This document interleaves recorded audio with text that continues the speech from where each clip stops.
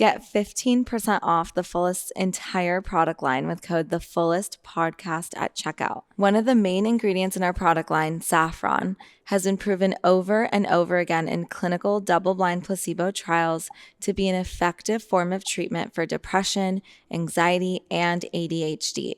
Saffron has been used by many cultures for thousands of years for these purposes, and now the research is here to finally back it up, proving that plant medicines and ancient healing practices can actually be an effective alternative to pharmaceuticals. From caffeine-free latte powders to saffron baths and capsules, there's something for any modern woman looking for ancient healing. Again, that's code the Fullest Podcast at checkout for 15% off. I hope you enjoy your new daily saffron ritual.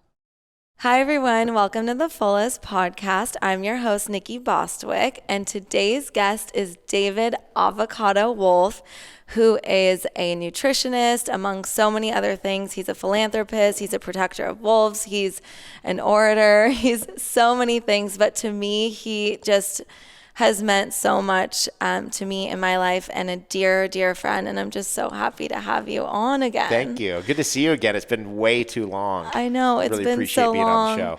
And, you know, we've traveled together, and I've been to so many of your conferences in the past. And I mean, we've spent so much time together, but you really were the catalyst for me to just think outside the box, to have different perspectives, to look at nutrition in a different way, in a way where you just can see that nature gives us what we need at the times when we need it, and in the colors where we need it for our different auras. Just like the way that you perceive the world completely shifted my life, and I just am so grateful for you. Thank you. And it's like dictated a lot of how I, have my business and raise my family and stuff. So I'm just excited to have you on, because I think last time we talked about your history and we got into different subjects, but I think now as the Fullest has grown, we've really honed in on this idea of ancient rituals for the modern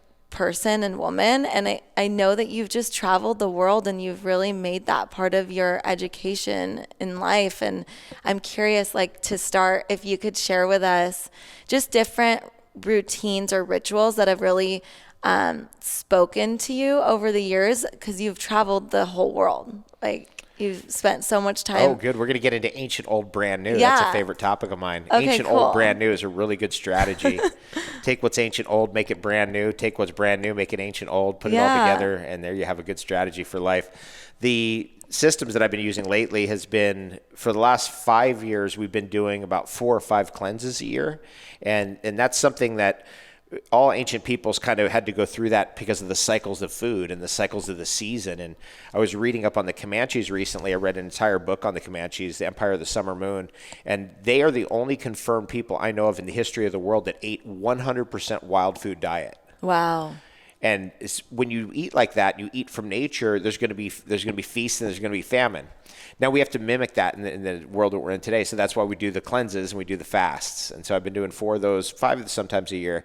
And right now we're in day 16, actually, and day 2 of water fast. How long do you do the water fast? I'll go probably 7 or 8 days, but you never know. I might want to go longer. We'll see. Have you gone longer? I've gone longer. I've done 12-day water fast, but I've done a lot of week-long water fasts, tons of them.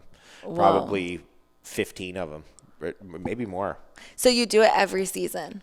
Change? Yeah, every season. That's right. Yeah. So instead of the way that it would normally work is okay, it's the end of winter, we're starving, and you naturally have to fast, which is kind of right now. Yeah. What would happen is we have to come and mimic that. And so that's what we're doing, this cleanse. Wow. And that's a cool strategy, so that you're constantly keeping your body refreshed and renewed. We went and had some stem cells taken out of our fat, actually, by a doctor friend of mine. He really wanted to do this procedure. I was like, okay, we finally settled on doing it. And we saw my fat. He's like, I've never seen anything like this, because it was pink and it was actually like fresh. Whoa. Because most people's fat is black. It's wow. Black lung, like when people smoke all the time. That's really what people's fat actually looks like. It's like dark black. It has soot in it. because of all the, we're living in a toxic environment. And unless you strategically work on cleansing your body, that's what's going to happen. And then it's just a roulette game of like, okay, I hope that I make it long enough with this much soot. It really depends on your genetics. So what we're doing is we're always strategically trying to increase the potential of making it longer, living longer, and happier and healthier along the way. And that's really the whole idea of nutrition. That's the whole idea of detox. It's really the whole idea of the new you. Yeah. What about like, I know you're a big fan of hot springs and that hot and cold, enemas. I did some hot and cold last night. That was intense. What were you doing? When you're fasting, especially when you bring your calories down. So, we spend 2 weeks bringing our calories down, going onto a liquid diet, trying to get all the extraneous stuff out of the way. And then your body temperature goes down. So the next thing I know, I'm in a cryo chamber and it's freezing. I mean, it's oh my God. Like minus 111 centigrade. And it was cold. And so then they're like, they recognize me after I came out of the cryo chamber. They're like, can you go back in and then we'll film you coming out? Oh God. And so which is cool. I was like, okay, I'll get my extra like 30 seconds or whatever in there. So I went back in there and got my extra time, which was fine. But my nose, I was freezing. It was intense. And then I was like, can I go in your sauna? So then they're like, oh yeah. So I got the hot cold last night. It was wonderful. Yeah. But in nature, how would you get in Iceland, for example, you have that naturally, right? Yes. You have the hot springs and then you're freezing when you get out and you have the river. But where else would have that, or what other cultures would have that? Many cultures had a sweat lodge. We've done a lot of sweats with Native people all over the North American continent and also Central America. And many cultures would have a sweat lodge. So you go into an inipi or you go into like a little... I like the clay hut ones that the Havasupai people do down in the Grand Canyon, and they actually get into the earth. So their sweat lodge is actually in the earth. It's so epic. You're in a hole in the earth, in the clay, and you're just crowded in there, and it's just as hot as you can imagine. And then you come out of there and you're going into spring water because their river there that runs by their creek is all spring fed. And so you get that ice cold spring water, cool off, and then you go back in again. That's really, it's one of the greatest highs known. Yeah, back and forth. It's one of the greatest highs known. I mean, that's one of the things that, that's what people, they look at this from the outside and they're like, why do these Russians, what are they doing? Or, why do these native people get in these sweat lodges and then go into cold rivers? Wim Hof, this guy's a maniac. Yeah. You get addicted to it. It feels so good. It's one of the healthiest things you can do. Yeah. What about enemas? Enemas are very important where I'm at with my cleanse right now because you don't want to be carrying waste in your body. If your intestines have waste in it, you're going to be like, oh, I really need that food. Oh, I really want something to eat. As soon as that's all emptied out with the enemas and colonics, you're not craving anything anymore. So it's easy. Day one was easy for me this time. Day two is going easy so far. I think it's going to be an easy one. Yeah. It's sometimes the cleanse, it plays tricks on you. When I flew back from Hawaii just the other day, and I slept on the plane, and I was all over the place. It was a rough one, and I felt like, I should eat something crunchy or eat the wrong thing. And I was like, no, just don't do it. Just hang in there. And I just held out. That's rough, and it was a rough day. The next morning, I was perfectly fine, like nothing happened. Wow. And I was like, my God, thank God I didn't cave into my little monkey mind. Yeah. But it was amazing. So, in the past, I remember you saying, thank God for coffee because no one would poop, basically, because that's how everyone regulates their digestion. But when it comes to enemas and colonics, I've definitely done my fair share where I go overboard too. So I'm curious what you think is a healthy balance. Maybe obviously when you're fasting, you want to continually do them daily, but then would you say that people should do an enema daily or maybe once weekly? I remember I went to OHI one time and they were saying if you're not going to fast for a week out of the month, then do one day every week. So I'm curious, your thoughts on that. I've seen people who are incredibly fit, super athletes, incredible yogis that do a coffee enema every day religiously. Mm-hmm. I've seen people that tell me that disturbs their system. Yeah. I'm kind of like that. It's I don't really need a coffee enema every day. Hey, if I do maybe 12 a year, cool. All right. Yeah. That's great. I'm doing great. If I did 12 colonics a year, I'm doing great.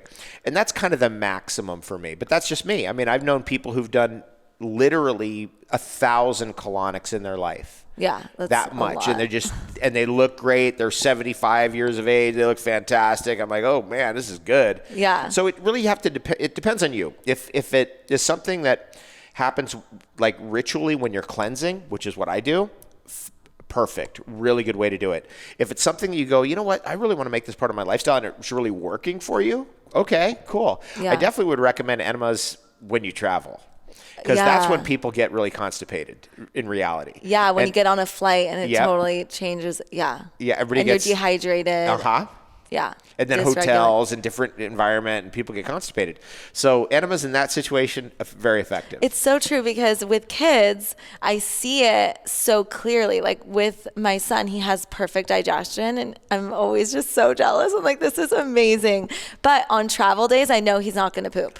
He never poops on travel days, whether we're driving or flying. It doesn't happen. But when we're any other day, like once we get regulated into the hotel or whatever, then he's fine. That's crazy. This is like one of the big patterns that we get into with the cleanses. When I start people on the cleanses, I say to them, how many trips have you gone on where you got constipated and you got behind in your bowel movements, but you never caught up? Yeah. Right? People never catch up. So with the cleansing 4 times a year, so through the seasons, you're able to catch up. You're able to get back on track to where you were. And then not only is it great for like losing weight and feeling good and, it brightens your whole outlook and it's just really good for your willpower and your self-esteem, but it's also really important that we get that waste out and that you don't put more stuff in on top of the waste that's already there. Yeah. What do you think about, like, have you done panchakarma? I've done panchakarma. Where was I? I was just somewhere, and I was on day 14 of the cleanse, and this person was on day 13 of their panchakarma. Wow. Yeah, that was kind of cool. And I like panchakarma. I like all different strategies of cleansing and healing. And so I try to incorporate them as best as you can. I mean, there's only so much you can do. One of the reasons why I like fasting so much is because I get more time so that I can do all the things I'll go back to the cryo thing today and I'm going to do all their things again. Yeah. Normally I'm like so busy and I've got, then we got to be at dinner and then we got to go to this place. You get way behind on the rituals that are good for your health. That's the other thing I was going to ask you. As just in day-to-day life, what are your rituals? Like outside of cleansing seasonally, what do you do every day that's consistent? It really depends on where I'm at. Even like tips like adding salt to your water and stories like that, I think have really supported my shift in perspective too, because I remember one time you were saying something about how salt is alive. I mean, depending on what kind of salt you're adding to your water and like how it moves. Sea salt's alive, that's for sure. Yeah, but then getting the right sea salt because they're also, I mean, I know you have a really good one that you like. The Icelandic sea salt is, you know how much we love Iceland. So the Icelandic sea salt comes from an awesome spot in Iceland. It's literally 100% eco. It's all evaporated off. The water's evaporated off from the sea using geothermal energy. So it's 100% eco. Cool spot. So that's Icelandic flake salt or Icelandic sea salt. Another spot I really like is the Mackay salt that comes from the big island of Hawaii off the south point of the big island. And they pick up the water from 2,000 feet down. So there's no microplastics, anything like that in there. That's another really good one. And I really like my friend's product, Master Salt, where she mixes 40 different salts from around the world into one Myron glass container. Wow. That's a favorite of ours, Master Salt. So I've really gotten into salts over the years as opposed to like going deeper in on foods. I mean, of course, I'm really deep on all these foods, but when you're fasting, I mean, I fast on spring water, sea salt, and limes. That's what I'm actually having right here. Wow. And you realize how much you need to drink. You know what I mean? Like most of the time we're really thirsty, but we're like, oh, let me eat dinner. I'm really thirsty, but let me eat lunch. Totally. And when you get on the water, you're like, oh, thank God I'm drinking water. And hydrating water, because if you drink too much just water, you're going to get dehydrated. You'll pee it all out. If you just have too much salt, you get basically dehydrated because you have too much salt. So it's an isotonic balance between the two that's very important for people to understand. Very important for athletes, yogis, fitness, weekend warriors, because when you get the right amount, you need less water and you need less salt. You get the right amount, you're actually hydrated. What a concept. Yeah.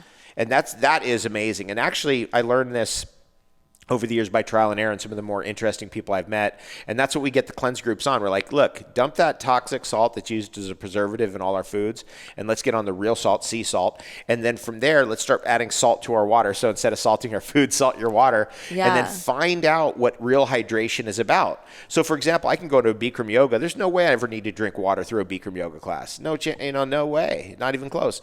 I don't need to drink water through any fitness, anything. I'll be out there in the jungle for 4 hours chopping and dropping. That's part of my rituals, by the way, is if I'm at home in Hawaii, I'll be out in the jungle for at least 2 hours a day, sometimes 4 hours a day, just chopping and dropping and planting stuff and trimming things and fixing stuff and that kind of a thing. But again, if I'm in Southern California, like I'm at right now, it's going to be something different. I might walk up to top of the world. I'm going to be doing something different for my exercise and fitness regime, and also something different nutritionally too, because of where you are. Yeah. What about the lime? Like the lime, does it help you go longer in your water fast? No, there's the reason why I like to add citrus to water is it's interesting. I've done many fasts without it and many with it. And I've been calibrating the difference. And there's a couple things I've noted also with bringing groups through water fast, which we're bringing a group of a couple hundred people through it right now. Wow. And one of the things is that citrus is bright. It's very sunny. It's solar. It's very happy. And so as you fast, you have to really consciously bring your vibe up sometimes, because you'll emotionally detox with physical toxins. Yeah. And that can drag you down. So you feel like, oh, I'm just getting dragged down. I got to get my vibe up. But with the citrus, it's already bright. It kind of cuts you right to that vibration automatically. Another thing is that the citric acid is a very good acid against the crust that builds up that typically hits our kidneys when we get deep into a cleanse. So from the foods of civilization and the environmental toxins and just normal life stress, we build up a crust in our body. That's that soot I'm talking about. And it's like a hardened material that when it gets dislodged, hits our kidneys. And all of a sudden you go, oh, I got back pain. I'm 4 days into a water fast. How could I have back pain? It's the crust gets dislodged. And so we got to break that up. And that's where the citric acid is very helpful. So if I'm bringing a group, we got to be on the citrus for sure. What if you don't want to do a water fast? What else could you do? Or we just keep them on liquids. So if this is day 16, so some people are day 8 right now or day 9 actually of doing just all liquid diet. Mm-hmm. And that's cool, and that's fine. And some people, like I got a message this morning. This was so cool. This has been a person who has been overweight. She's been with me for years. She's been struggling against her own willpower and just trying to just get it done. I'm just like, keep exercising that muscle. Keep trying. Keep going. Today, she sent me a message. She said, I did it. I did my first day of water. I almost cried. I was like, because I know her, and I know how difficult that was for her. She did it. And that was so powerful. I was like, man, that is what a message, what a testimony, just to overcome that inner demon that says, no, you got to distract yourself with food. No, you should really do this. And this is more difficult for some people than others. And for her, it's been very difficult. And she did it. I love that, because I've also heard, like you're saying, we have this monkey mind and we like to sabotage our goals a lot of the times, just like how many of us experience. But the way I've been told this one time was like doing things that are outside of what you want to do. It's like a lack of boundaries, a lack of self-respect in a way. And that's something that we want to continue to practice. Like you said, exercise that muscle, because it's so easy to just not hold boundaries because it seems selfish or upsets. Even like you were saying with, oh, I got to get to dinner. It's like other people get upset if you're fasting and you don't want to have dinner with them or don't want to feel like hanging out because you're trying to take care. I'll go to dinner with them. Yeah. I go to dinner with them. It's amazing to go to like a restaurant, especially like really fancy restaurant in Hawaii, a really fancy restaurant here in Southern California, and just watch what's going on. Yeah, it's really amazing. But that's what I mean is people don't see things the way you see it. Like stories you've said, even about seeing like rhodiola grow off of a cliff, right? And you're like, there's no soil, there's nothing here. What does that say about this plant? I feel like you have a name for it, but I don't know. We call those types of plants epiphytes. They live off the air, the atmosphere, or the rock itself, but there's no soil. In Hawaii, we've got noni. Many people know about noni juice. I've seen noni trees, full fruits, full flowers, full abundance, full leaves, everything. A beautiful fruit tree, no soil, growing right out of a lava field. Yeah. You just go, whoa, look at that. And what does that teach us? It teaches that something's interesting about that root. So noni root is really a powerful substance. It's in the quinone group. It's in the coenzyme Q10, PQQ group, methylene blue group, for those who are familiar with that. And then the same is true with rhodiola. Like rhodiola root is what we're using. And if you look at like rhodiola root, you're like, it's like, what's it living on?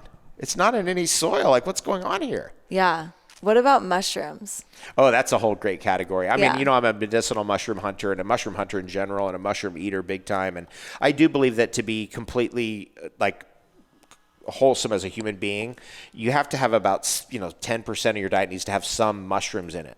Because mushrooms are like a human being. They're very alchemical. They're incredibly mysterious. They're very unusual in the environment. I mean, one mushroom can differ radically from another in its behavior and what it's doing and its nutrients and what it can do for us and how it affects children versus adults versus elderly. Yeah. It's fascinating. Do you think that just kind of made me think the way you said it, that obviously people come to this sort of lifestyle from different experiences. Some people enter through food and then the food wakes them up. Some people enter through an experience, a traumatic, maybe something happened to them and then they're emotionally working on themselves, right? So do you think that foods connect us more with, make us more spiritual?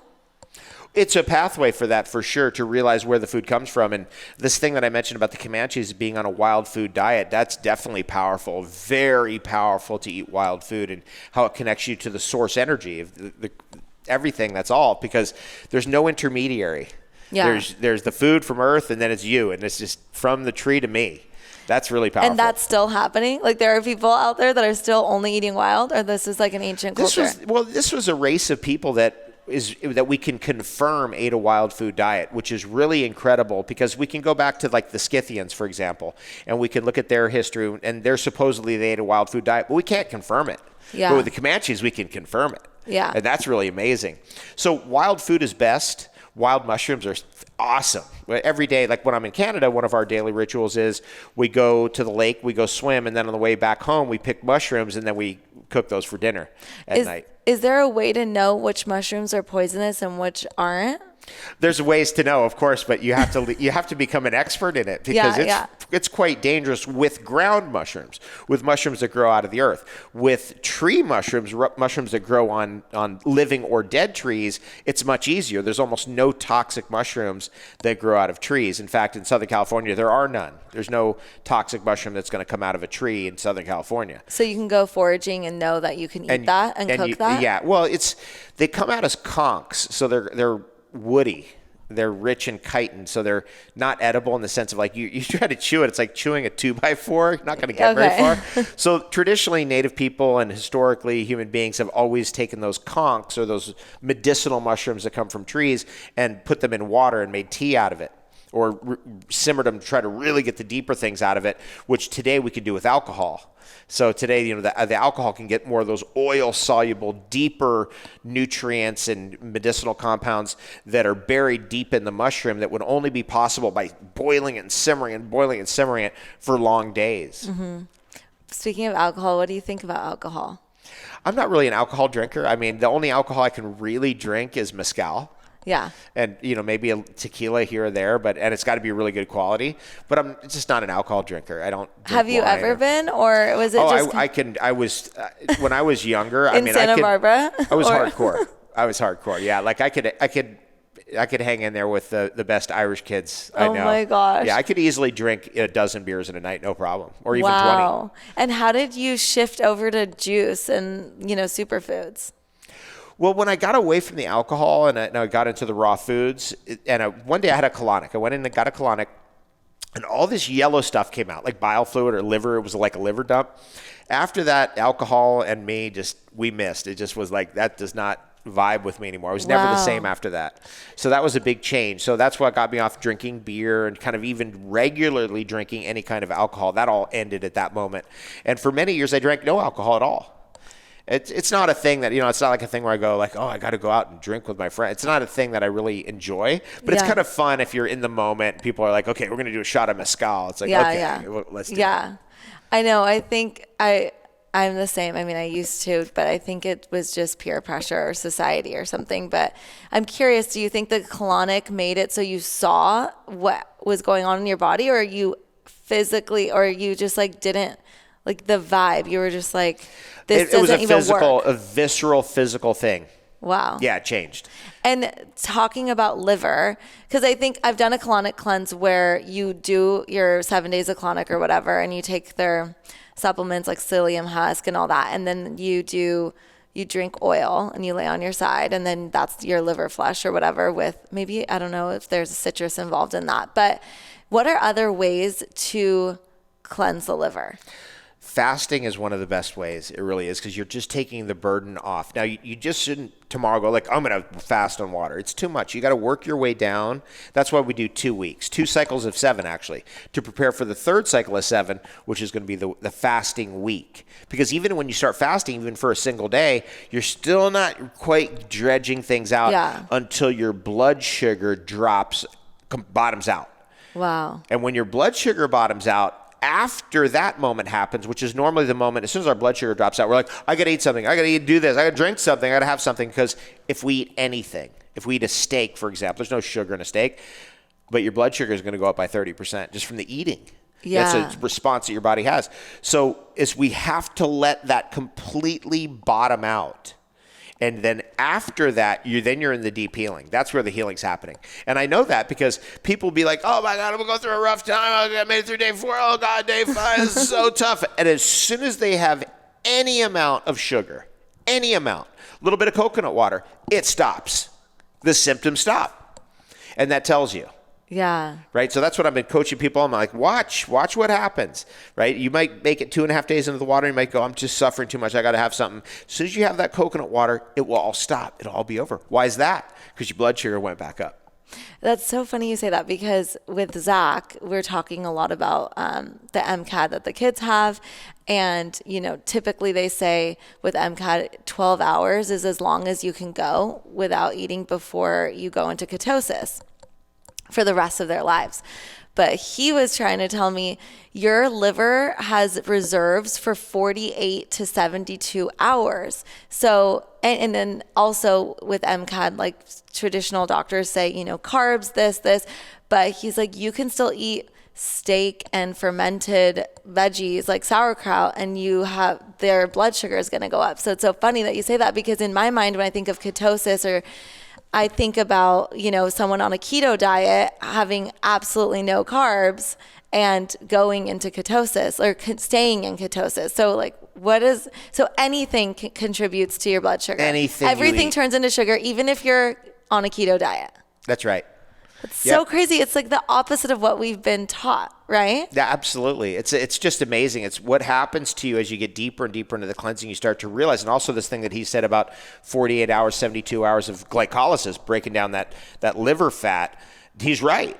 Now, as soon as we get past that stage, which is say day 3 on the water, then you start going after the belly fat and the other fat, and you go deeper. That's when the cleanse turns on. That's when the juice happens.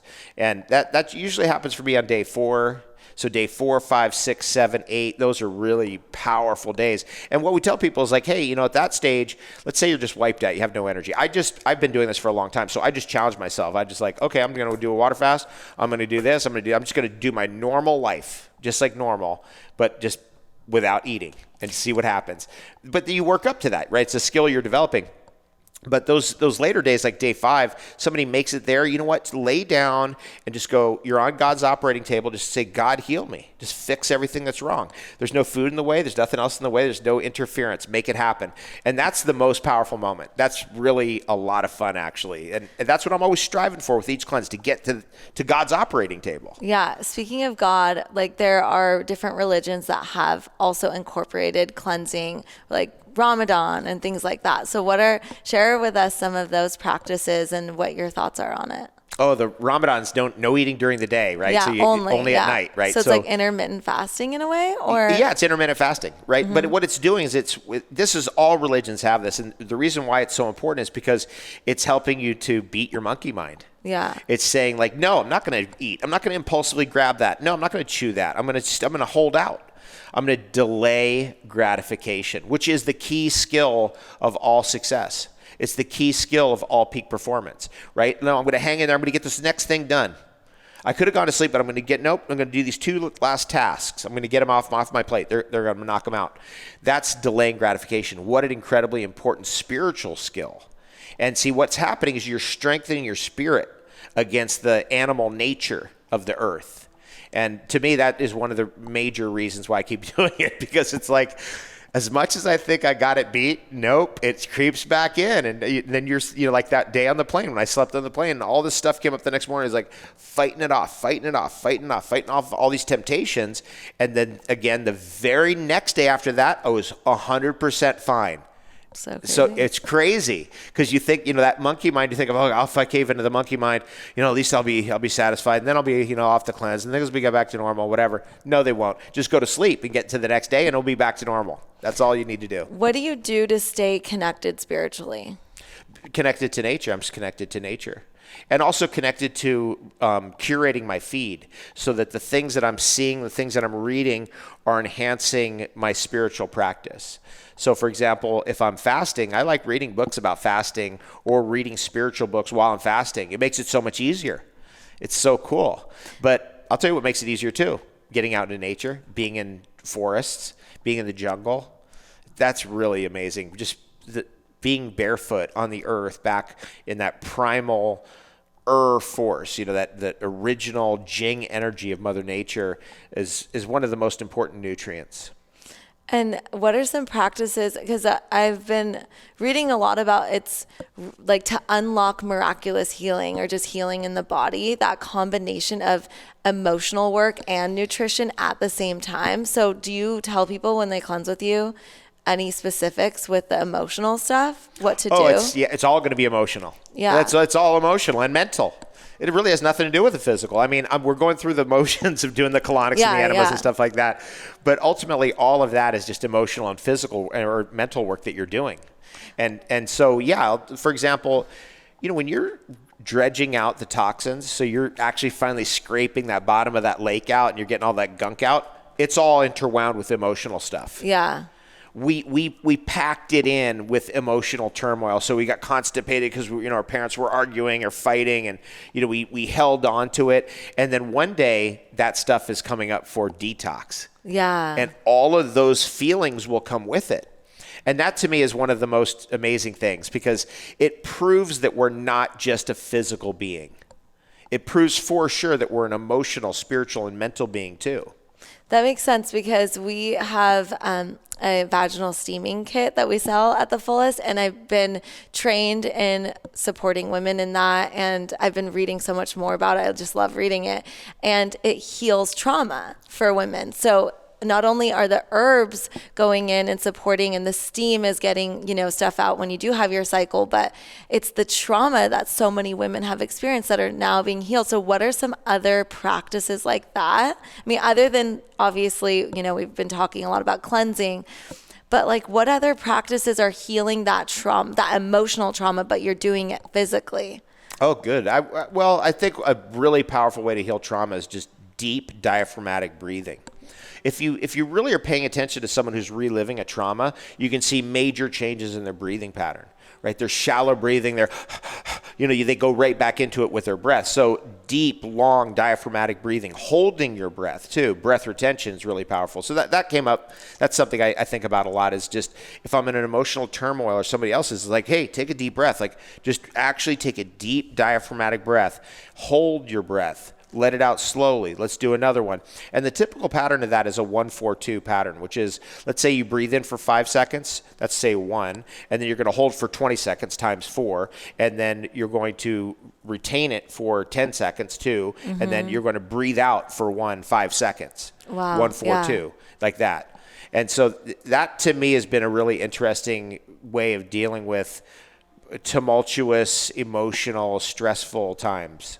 What about if someone's like going through a really hard time or what people call the dark night of the soul and they really need some support from someone else? What are your favorite types of therapy? There are people that aren't doing well with talk therapy, right? There's EMDR, there's different types. So what are your favorite that you've read about that you've seen really be successful?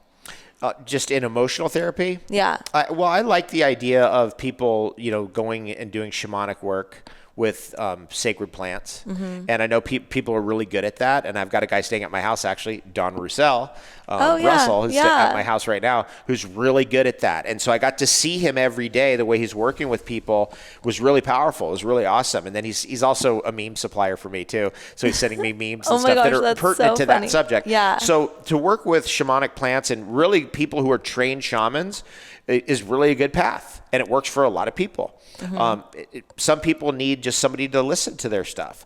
Some people need to be able to just get it off their chest, to just be able to speak it.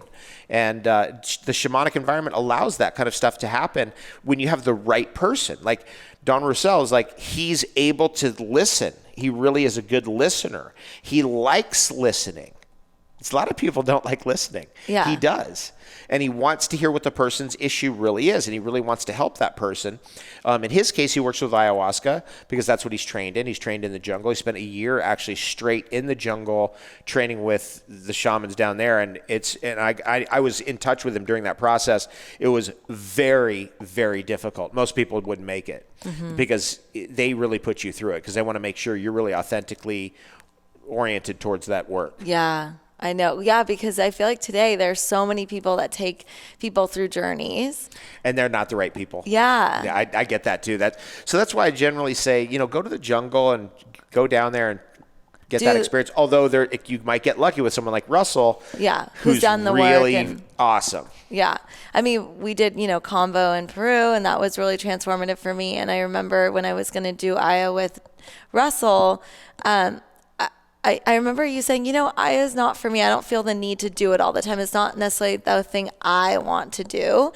And I thought that was interesting because at the time I was like, oh, okay. I think in today's world, people are just finding out more and more about these things. So they want to do it. And they might not even think, is this right for me? Even outside of, is this person right for me? It's like, is this plant right for me? And also I'm curious just to ask you, you've been around people that have been in this world. Do you think that there's going overboard with this sort of thing? What do you think about just using medicinal plants that are just herbs, like gentle herbs, in replacement of that, or just being sober and not doing any of it? Well, there's all those paths are valid. It really depends on the person. So let's just talk about where it gets into trouble. When the person's using the plant for escaping, then there's trouble. That's for sure. Yeah. So we can see that the escapism is really a major part of alcoholism. Yeah. It's a major part of all drug addiction. So that's kind of the marker. It's like, oh, this person's trying to escape their life. That's what's going on here. Then we know trouble's brewing. But if it's something that's if somebody smokes cannabis and once a week or whatever, it's just they enjoy it and it's fun for them, that's not going to harm them. Yeah. But if they're doing it every day to escape their life, it's going to harm them. Mm-hmm. And are there ways where you think it's better, eating cannabis versus smoking cannabis, or are they just different? It's different. I mean, you have to look at it yourself. I was always favorable to eating it because that was the more natural way historically that cannabis had been consumed, with a drink called Bang. I mean, that was the ancient Vedic drink. It's called Bang. I always had this idea of Bang Airlines, Yeah. Wait, it was an ancient Vedic drink? Or? Yes. Oh, yeah. Where they basically, what they're doing, they're macerating the cannabis in milk and honey. Of course, because everything that they do is and they consume it then. Because the smoking idea is really a later thing that came mostly from the Americas. In the Americas, the native people were into smoking stuff like tobacco. Yeah. But that wasn't a tradition in India. That's something that came later. They didn't have a smoking tradition. They consumed it. So that, you got to look at the ancient way these things are done. And not only did they consume it, they consumed it in certain formulas. For example, common in the Bang formula, another thing was common, was mugwort. So now mugwort is a spirit protector. It's not just any old herb. And Why did they have that in the bank? Because when you take any kind of shamanic plant, you open yourself up to the spirit world. And so therefore, it's nice to have a protector there, a little guardian going, let me just keep an eye on you. Aww. Right? And that's something to be considering too. So I always took it all the way back to the ancient formulas. Let me just look back. How did they do this? Okay. How did Native Americans in North America smoke tobacco? And which kind of tobacco were they smoking? Mm-hmm. They weren't smoking the Orinoco tobacco that came through the Virginia colony. That's the main dominant tobacco that people smoke in the world and in America today. Yeah. They didn't even have that kind of tobacco. They had Nicotiana rustica. And Nicotiana rustica is an allopolyploid, which means it itself is the product of two other plants' genetics, two other species of Nicotiana, Nicotiana undulata and paniculata, and Nightiana too, actually three in that particular case. So then where do those come from? What's the history? That's how deep I go. I mean, I go all the way into these shamanic traditions because I have a passion for it and an interest. So that's what I'd recommend. If someone wants to go down that path, really go down that path. Hey everyone, I'm so excited to talk to you about HealthyLine. It's a brand I absolutely love and trust, and they're offering 10% off Fullest Podcast listeners and free shipping if you use code TheFullest at checkout. If you haven't heard of HealthyLine, they have totally revolutionized heat therapy. They use PEMF mats and far infrared mats that are designed to improve your health and wellness using natural gemstone heat therapy. Their nature-inspired medical devices will really help you on your motherhood journey as well if you're a mom, because having kids can really drain you. They have so much energy. They're so wonderful, but keeping up with them is so difficult. So if you're a mom that needs a little bit of an extra boost throughout the week and you don't want to rely on just coffee or matcha for that, I would definitely invest in this. You can even get just a small mat.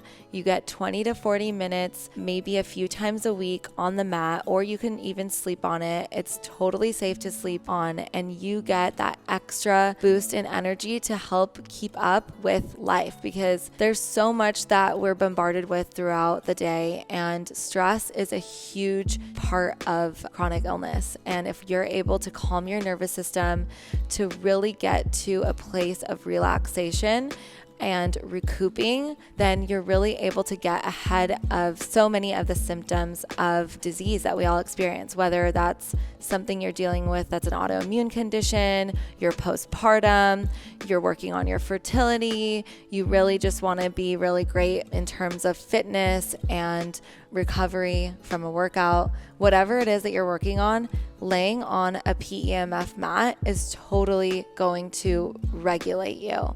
And it's something that I really believe in. This is how I get in my heat therapy. So I'm so excited that you guys get 10% off anything on their website, including free shipping. Just use code TheFullest at checkout and you'll get that discount. So what we're bumping into in this conversation is we're bumping into our philosophy of reality. Yeah. Everybody has their own theory of reality, which really is their religion. It's their belief system. It's their religion. And so I've been warning people for a long time that, hey, you should, look at what Rudolf Steiner has to say about evil. And so we'll get into that real quickly. And this is my personal take on what's going on, because Rudolf Steiner called it. He called it precisely, better than any philosopher or any channeler or any clairvoyant in history. He nailed it. He nailed what was going to happen in the 20th century. He nailed what was going to happen what was going to happen in the 20th century, even after his death. And he also nailed what's going to happen in the 21st century. And we're in it right now. And you're seeing a resurgence in interest in Rudolf Steiner because of this. Because people are like, wait, what did he say? What does it say? Like, He wrote that in 1920? What? And Rudolf Steiner was, let's just lay out who he was. Yeah. Just from a level of intellect and his understanding of Western philosophy, Rudolf Steiner was probably the greatest philosopher in history. And I know that from his book, The Riddles of Philosophy. I have a degree in philosophy. It was political science, but it was really philosophy. We went through everything from Schopenhauer to Thomas Aquinas to Aristotle to Plato to Socrates to Kant to Nietzsche. We did it all. And there's nothing like Rudolf Steiner. Rudolf Steiner, in his book, The Riddles of Philosophy, which is about a 500-page book, lays out his analysis of every great philosopher in history. Wow. Just his grasp of that right there would put him as one of the leading professors of any university of philosophy ever. Mm-hmm. But that's just a small, tiny fraction, less than 1% of what Rudolf Steiner is all about. Eventually, I realized that Rudolf Steiner put out about 1 million pages of material. Now, let me tell you how crazy that is. If you crunch the numbers on that, because we just throw out these numbers out, million, we throw that out, millionaire, billionaire, we throw that out. We don't realize how big of a number that is. 1 million pages of material is 50 to 60 pages every single day of your life from age 15 to 65. Every day, Monday through Sunday. No days off. Wow. That's the level of output of Rudolf Steiner. So that right there is just, wait, what? And then his creation of biodynamic farming, which led to the organic standard is a derivative of biodynamic farming, which was created in the 1920s. Waldorf education is created Montessori schools, Waldorf schools, all kinds of things there. That was all Rudolf Steiner. But beyond that, what Rudolf Steiner said is that the human being is beset on two sides by two forms of evil, or parasites, or two forces that actually help the human being to evolve and improve. And those forces on one side are the Ahrimanic forces of materialism, algorithm thinking, and physical reality being the only reality. Mm-hmm. And that's kind of like the Wall Street stockbroker, right? And they will die, by the way, of an Ahrimanic condition, heart disease, stroke. Those are Ahrimanic conditions. And that's what he says? That's what he said. Wow. Right? Because if you're of that consciousness that this is only physical, we got to count the numbers, I need a mansion and a yacht, then what will happen to you is you'll die of an Ahrimanic condition, which you'll be sedimented over. You'll actually create arthritis, or you'll create a heart attack or stroke due to the buildup of calcification. The other side that besets the humankind and the human's voyage through life is the escapism and the false light. So, for example, we're going to a wonderful expo this weekend, and you'll see a lot of false light there, which is I'm a channeler and I'm channeling this stuff through, but they're not aware of the luciferic impulses that Rudolf Steiner warned us about, of basically like hopium, for example, is a very luciferic impulse. Like, oh, no, just trust the plan. Everything's going to work out. That kind of hopium, that I don't need to do anything. That's hopium. That's very luciferic. It's escapism. You do need to be responsible, and you need to take action. It's thought, word, and deed on this earth. Yeah. Right? Not to think so is escapism, which leads to disintegration, which leads to diabetes. Oh my gosh. So the Eastern guru that says this world's not real, denounce this world, is a false light, actually. It's not as dangerous, not nearly as dangerous as the Ahrimanic influence. But what it does, it causes diabetes. It's going to lead to disintegration. It's going to disintegrate you as a human being. You're going to fade out. Your light's going to fade out. You've given over to a false light. So it's like spiritual bypassing. It's a spiritual bypass. Well said. Wow. And in the center is the human journey that is creativity. See, when you're creating, you're automatically dispelling these forces. These forces are eradicated from your reality. Steiner calls that the creative force, or the cosmic Christ, or the Christ impulse. And also when you're in love and you're in a state of love and compassion, and you're doing things out of love, you immediately push away those forces. Those forces are disintegrated. Loving assistance actually is one of the most powerful ways to just drive those forces into oblivion. That's so beautiful. And Isn't that amazing? Said all of this in 1920. I studied Steiner for 20 years before I finally came to the line. He's like, he lays this out in one paragraph at the beginning of one of his books. And he says, this is why I came to earth. This is the message that I have. This is the core of everything I've ever put out there. This is the very core of it. And I was like, it took me, that's why Rudolf Steiner is difficult, because there's so much material. It takes a while to get to the core of it. You're like, oh, finally, here it is. So that's when he said, this is why I came here to tell you that there's two forces, and it's an Aristotelian balance. And Rudolf Steiner is Aristotle reincarnated. And to core of the Rudolf Steiner cosmology is reincarnation. And now, if people who don't know about reincarnation or don't believe in it, well, you need to look at the science on it, because Ian Stevenson's work on it, Max Tucker's work on it, Dr. Brian Weiss's work on case studies of kids who had information they couldn't have had, usually between the ages of 2 and 6, that from the past life. They had knowledge they could not have had, and Ian Stevenson went through every possible explanation.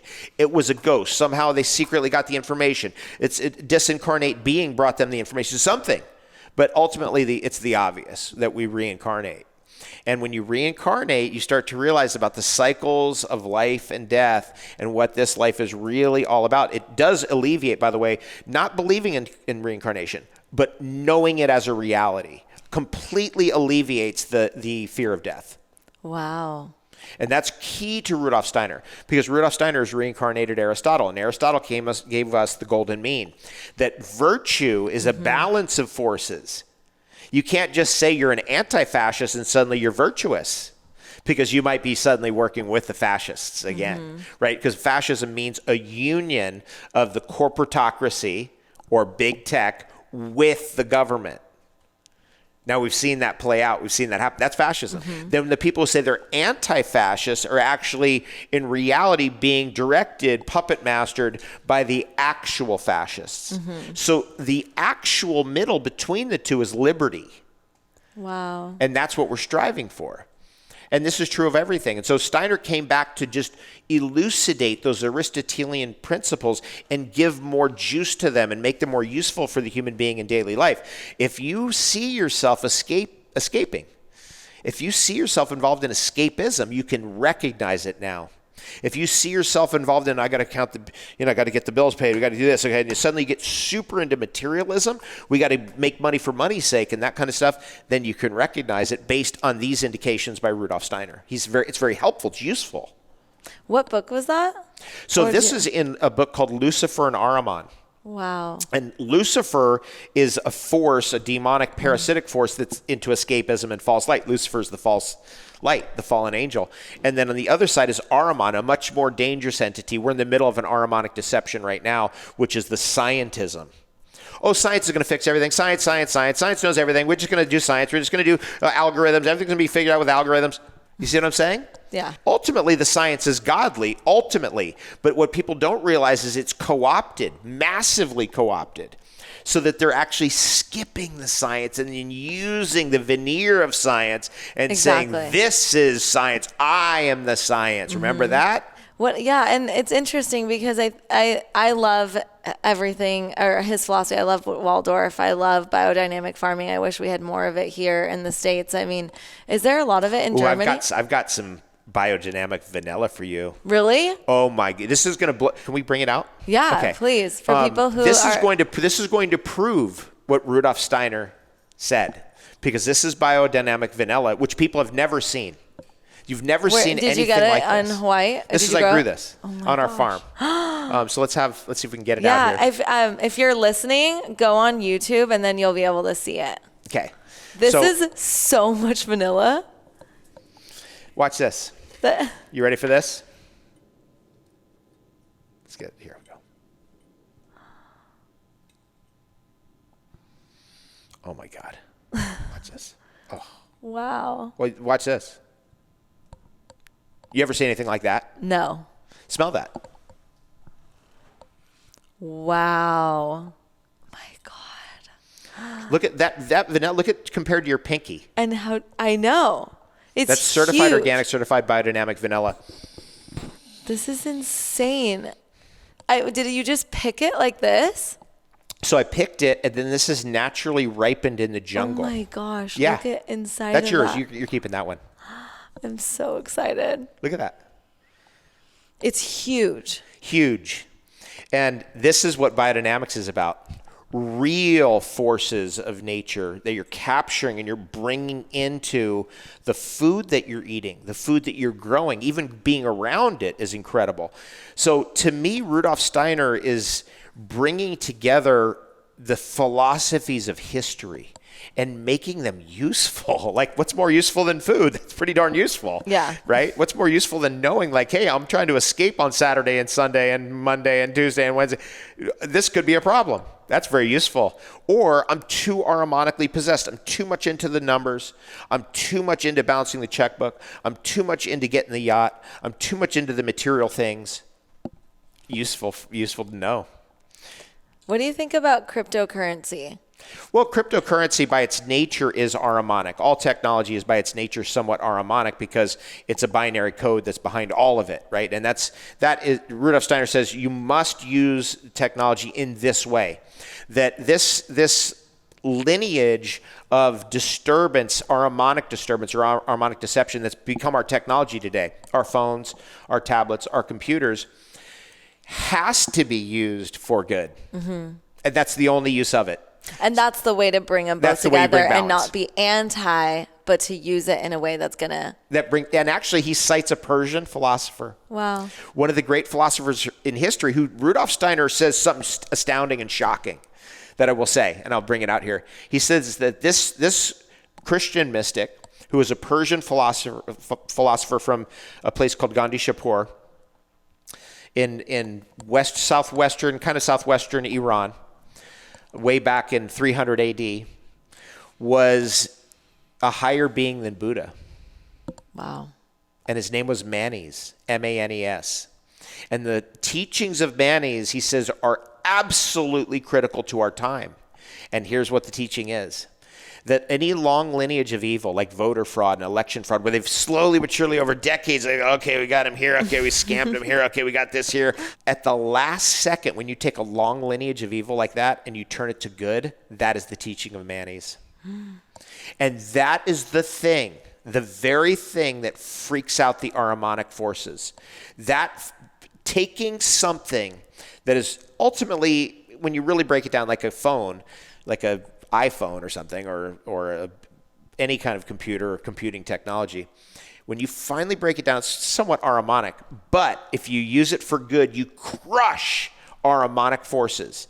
So that's why I go so berserk on the memes and all out using those platforms, because I'm using it for good to get the message out nonstop. That is the teaching of Manes. Yeah, because you're hacking the system, right? Because they're getting, I love seeing it because you did it on Facebook and now you're doing it on Instagram. Yep. And it's like memes that you can't not comment on. You're like, I need to say something. And I see people commenting like the ex-husband one, or I don't know what you post. I was like laughing so hard.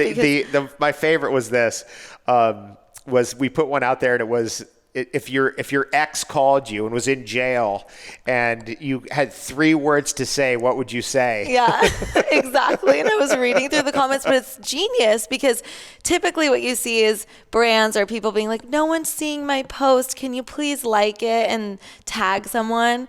But you're just kind of like hitting them where, they're just going to say something. They want to say something, and then it brings your page up, obviously, and then people can see the actual information that you're there to share, which is so important. And they don't need to go on Telegram, hopefully, to see it, right? I mean, obviously you go on Telegram and you see real stuff, and Instagram is just, diluted. But I learned a long time ago that people have a tough time comprehending this for some reason, but it was very deeply inculcated into me when I was very young, which is the message I learned from Pink Floyd. Which is, you could look at a Pink Floyd record and you could see that there's like, oh yeah, I like the music. I like Wish You Were Here. Okay, great song. I could learn to play it on guitar and it's kind of fun. So it has that surface validity and surface magic, and it's great music on the surface, but it's also deeper, very deep, and it goes layers and layers deep. And I got that in early. So all my media and all my books and everything I've ever tried to do has always been like that, to try to hit different layers of consciousness, because there's many people are just not going to care about the deeper meaning. Okay, no problem. So they're going to laugh at that meme and they're going to have fun and they're going to comment. But some people are going to go a little deeper with it. So for example, the best comment on that particular meme was my friend Ethan commented with free shavakadu. You know free shavakadu? You know what that means? Somebody's reading a sign at like a fast food joint. It says fresh avocado. Oh. But they didn't know what it was. So that was like, what's free shavakadu? They don't even know what an avocado is. That was the best thing ever. So how do you get back to the light and not judge and not shame, but really try and inspire by being that person that you're saying that is chasing liberty, that really is bringing the, not getting caught up in the different forces? Like, what do you say to that? You can't get emotionally involved in the outcome of what you're doing. That's what I'm going to say about that. I learned that very early on in my career. You can't get emotionally involved in that somebody's going to actually eat a goji berry or drink a celery juice or whatever it is. If you are emotionally involved in that, you're going to get dragged around. So you can't get emotionally involved whether people listen to you, whether they like your message, don't like your message. If you care too much about what other people are thinking, it's going to interfere with your message. You can't get it out. So long ago, I had to let that go, all that kind of stuff. You've got to just shoot from the hip. Call it as best as you can. Put a good message out there. Put a message that's filled with love. That sure, there's going to be people who take it wrong, but you're just going to do the best you can, and you just go for it. And at this point in my life, I'm in my 50s now. I'm like, I'm not walking on eggshells. Sorry. Not going to do that anymore. I'm going to shoot from the hip on all platforms. And what I like about all the different social media platforms is it gives me the opportunity to just put out different types of messages for different levels of consciousness. And there are people who are waking up. We're going through the biggest wake-up call in human history right now. We are. Yeah. So I don't care if 10 people don't wake up. The 5 who did, hallelujah. Hallelujah. What an amazing thing. And that's it. You can't get emotionally wrapped up in people's own lives. It's not going to work. Not even your family's lives. So here's, like this vanilla right here. This is a whole category of herbalism. It's a whole category of food for a human being that we don't have. Like, when people hear herbs, like, you mean like oregano on my pizza? What do you mean herbs? Rosemary? What? You know what I'm saying?